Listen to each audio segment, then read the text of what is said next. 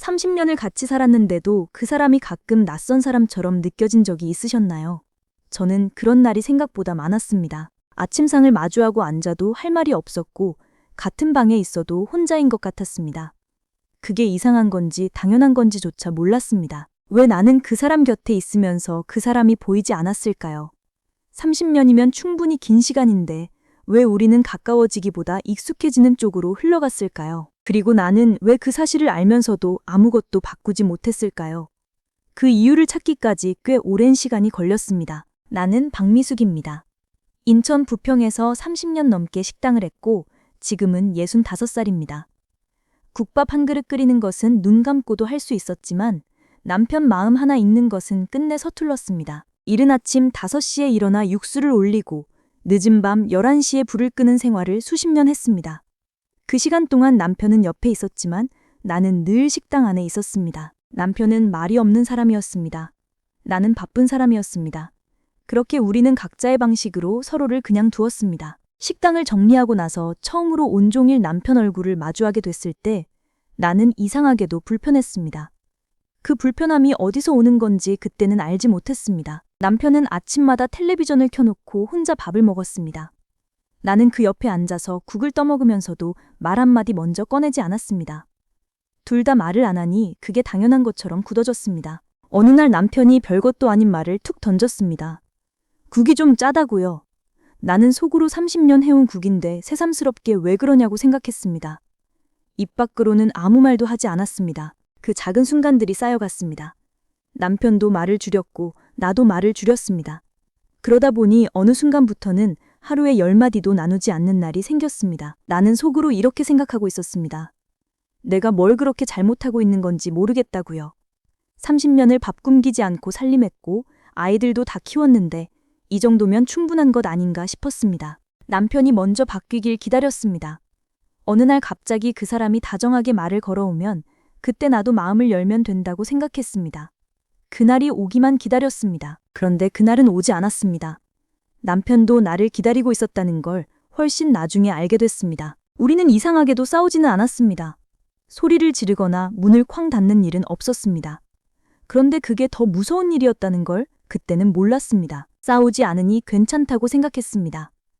그런데 싸우지 않는 것과 잘 지내는 것은 전혀 다른 일이었습니다.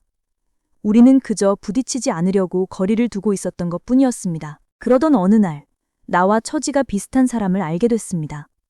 부평시장 골목에서 20년 넘게 반찬 가게를 했던 김순옥 씨였는데 나보다 2살 위였습니다. 그 사람도 남편과 사이가 좋지 않았습니다. 아니, 정확히는 나쁘지도 않고 좋지도 않은 그 어중간한 상태였습니다.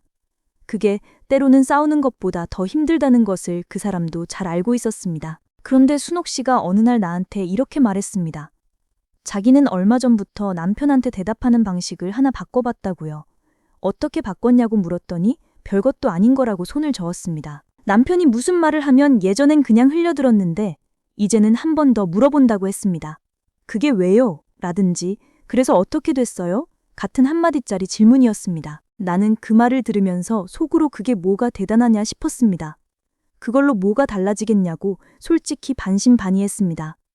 그런데 순옥 씨 얼굴이 이상하게 환해 보였습니다. 순옥 씨는 남편이 달라진 게 아니라 자기가 달라졌다고 했습니다. 남편 말을 한 번 더 들으려고 하니까 자기 자신이 조금 덜 지쳐있게 됐다고요. 이상하게도 그게 먼저 바뀌더라고 했습니다. 그 사람 남편도 처음에는 멀뚱멀뚱했다고 합니다. 갑자기 왜 물어보냐는 표정을 지었다고요. 그런데 시간이 조금 지나니까 자기도 말이 늘었다고 순옥 씨가 웃으며 말했습니다. 나는 그 이야기를 들으면서 왜 나는 그걸 못했을까 싶었습니다. 아니, 못한 게 아니라 하지 않은 것인데 그 차이를 인정하기가 쉽지 않았습니다. 순옥 씨는 남편한테 먼저 사과하거나 크게 무언가를 바꾼 게 아니었습니다. 그저 상대 말의 한마디를 더 얹었을 뿐입니다. 그런데 그 한마디가 두 사람 사이에 생기를 만들었습니다. 나는 그게 부러웠습니다. 동시에 그게 왜 그렇게 어렵게 느껴지는지 그때는 아직 몰랐습니다. 지금 돌아보면 이런 생각이 듭니다. 나는 남편이 먼저 다가오면 나도 응하겠다고 마음속으로 조건을 걸어놓고 있었던 것 같습니다. 그 조건이 있는 한 먼저 움직이는 쪽은 언제나 상대방이 되어야 했습니다. 그런데 나이가 들면 감정을 다루는 방식이 조금씩 달라집니다. 젊었을 때처럼 격하게 화를 내거나 크게 서운해하는 일이 줄어드는 대신 감정을 표현하는 것 자체가 번거로워집니다. 그러니까 남편도 마찬가지였을 겁니다. 그 사람도 무언가를 표현하려다가 멈추는 일이 많았을 겁니다. 나이가 들수록 그 멈추는 습관이 두 사람 모두에게 굳어진 것입니다. 이게 중요한 지점입니다. 우리는 사이가 나빠진 게 아니었습니다. 그냥 서로를 향해 먼저 움직이는 것을 둘 다 멈추고 있었던 것입니다. 그 멈춤이 쌓여서 거리가 된 것입니다. 오래 같이 산 부부일수록 싸울 때 감정이 덜 격해진다는 이야기를 들은 적이 있으실 겁니다. 저도 그랬습니다. 그런데 그게 성숙해진 것이 아니라 그냥 포기가 익숙해진 것일 수도 있습니다. 나이가 든다고 자동으로 다정해지는 건 아니었습니다. 오히려 표현하는 힘이 줄어드는 만큼 상대에게 먼저 다가가는 것이 더 힘들어지기도 합니다. 그걸 나는 나이가 드는 자연스러운 모습이라고 착각하고 있었습니다. 여러분도 그런 순간이 있으셨을 겁니다. 말하려다 그만두거나 손을 내밀려다 걷어들인 순간이요. 그 순간이 자주 반복될수록 그 사이는 점점 건너기 어려운 거리가 됩니다. 그런데 그 거리를 두 사람이 함께 만들어 온 것인데도 나는 그것이 남편 탓인 것처럼 느꼈습니다. 내가 반응하지 않은 쪽이라는 생각은 잘 들지 않았습니다. 지금 돌아보면 그 이유를 알 것 같습니다. 내가 먼저 반응을 바꾼다는 것은 지금까지 내가 살아온 방식이 틀렸다고 스스로 인정하는 것처럼 느껴졌습니다. 그게 두려웠던 것입니다. 30년을 그렇게 살아왔는데 이제 와서 내가 잘못 살아온 것이냐고 스스로에게 묻는 건 쉬운 일이 아닙니다. 그래서 우리는 상대가 먼저 바뀌길 기다리는 쪽을 택하게 됩니다. 내가 먼저 바꾸면 그것은 내 삶을 스스로 부정하는 것처럼 느껴지기 때문입니다. 이게 아이러니입니다. 바꾸고 싶으면서도 못 바꾸는 이유가 결국 그것이었습니다. 그렇다면 어떻게 해야 할까요?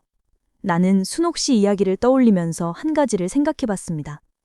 30년을 바꾸는 것이 아니라 오늘 딱 한 가지 반응만 달리 해보는 것입니다. 상대에게 무언가를 요구하기 전에 내 반응 하나를 먼저 바꿔보는 것입니다. 남편이 말을 걸어오면 예전처럼 흘려듣는 대신 한마디를 더 얹어보는 것입니다.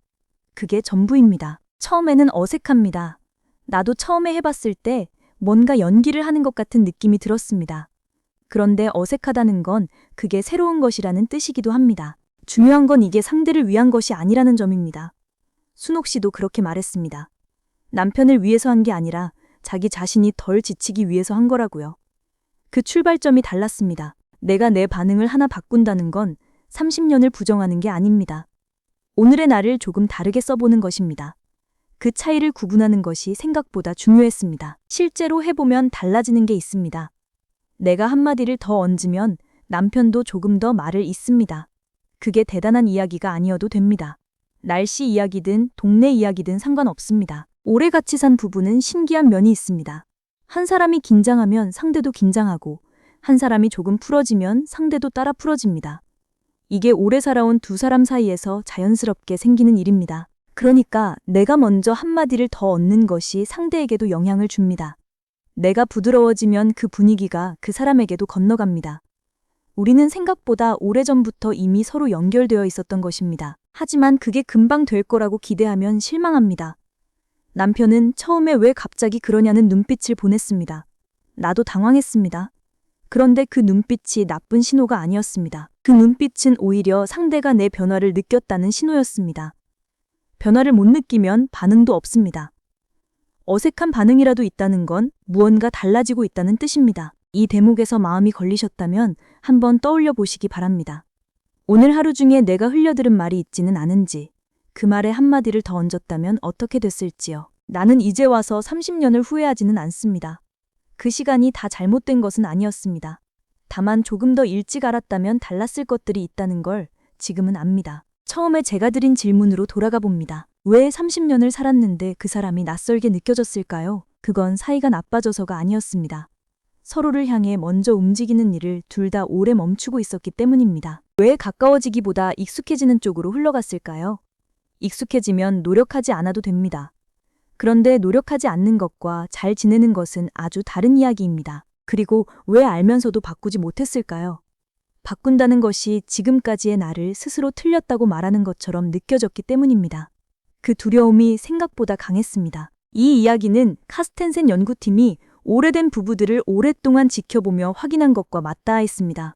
나이 든 부부일수록 갈등에서 감정이 덜 격해지고 함께 지낼수록 두 사람의 몸과 마음이 서로 영향을 주고받는다는 것이 그 연구가 발견한 것이었습니다.